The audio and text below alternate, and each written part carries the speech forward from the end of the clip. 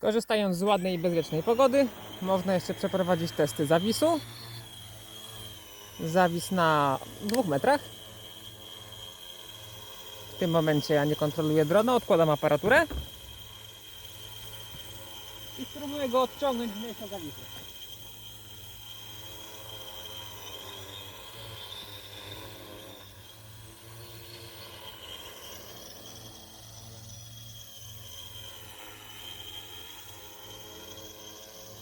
Jeszcze raz.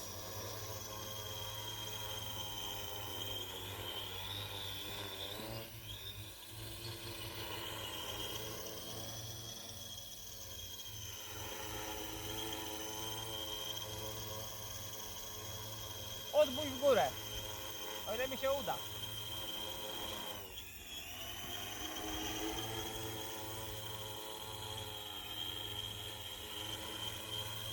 I pociągnięcie w dół.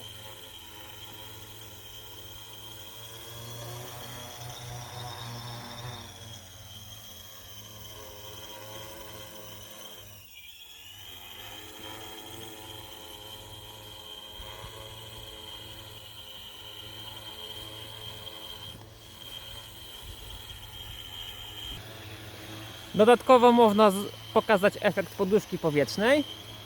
W tym momencie kontrola drona, kontrola wysokości w dronie zaczyna głupieć przez wyższe ciśnienie wytwarzane przez śmigła przy samej ziemi, tak zwany ground effect. Na tej wysokości jest to jeszcze mało zaobserwowalne, natomiast jeżeli zmusimy go do zawisu na bardzo niskiej wysokości, to zobaczymy mocne skoki.